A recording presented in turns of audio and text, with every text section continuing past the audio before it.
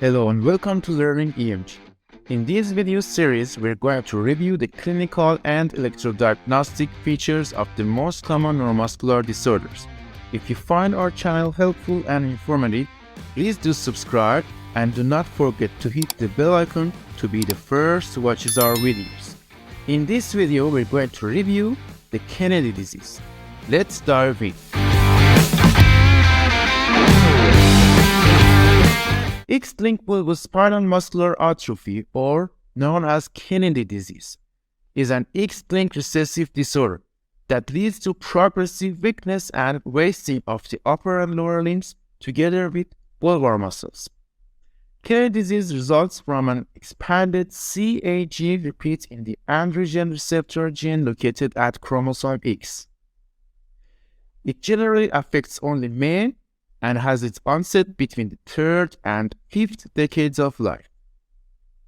Patients typically present with slowly progressive proximally predominant weakness, painful muscle cramps, and fasciculations.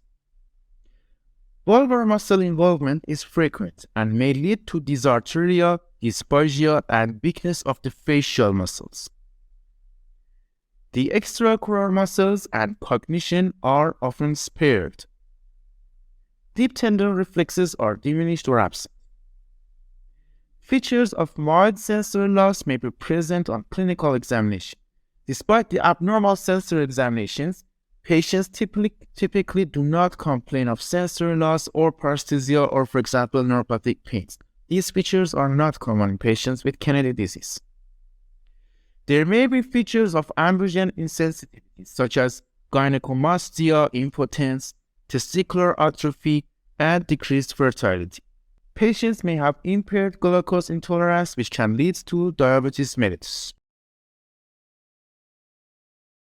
Okay, now we have reviewed the clinical findings of the Kennedy disease. Now we are going to focus on electrodiagnostic features of this disease. With respect to sensory nerve conduction studies, please note that Kennedy disease can be associated with low amplitude or absent slabs of the upper limbs and sometimes lower limbs. This is caused by degeneration of the dorsal root ganglia. This is known as ganglionopathy or neuronopathy. Sensory NCS abnormalities are not length dependent and are usually upper limb predominant. Sensory abnormalities are more frequent in the upper than lower limbs. Sensory nerve conduction studies are particularly useful in distinguishing Kennedy disease from ALS, in which sensory nerve conduction studies are characteristically normal. Please note that in patients with ALS, amyotrophic lateral sclerosis, the sensory nerve conduction studies are expected to be normal. But in Kennedy disease, as a motor neuron disease, as I mentioned before, the sensory nerve conduction studies can be abnormal due to the degeneration of the dorsal root ganglia. This notion is important to distinguish between the Kennedy disease and ALS. With respect to motor nerve conduction studies, the motor nerve conduction studies are usually normal. In the advanced stages of the disease, there may be a reduction in CMAP amplitudes that is proportional to the degree of oxygenal loss and muscle wasting.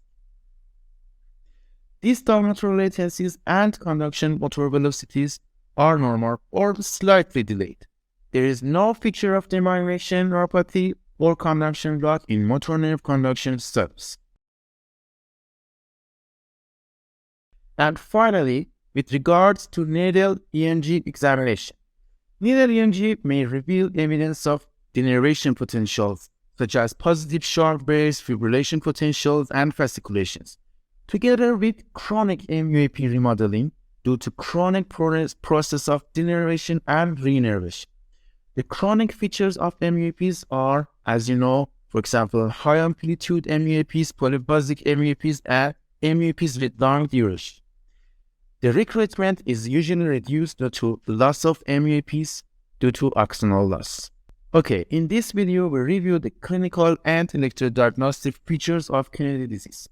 We've gathered a summary of clinical and electrodiagnostic features of the most common neuromuscular disorders in this tiny pocket book entitled Summary of Electrodiagnostic Medicine. This is a practical and useful book for clinical approaches to patients. You can find this book on Amazon website. This book is available on Amazon.com. You can hit the link below in the description to see the book page on Amazon website. Okay, hope to see you soon in another summary video. Take care and bye.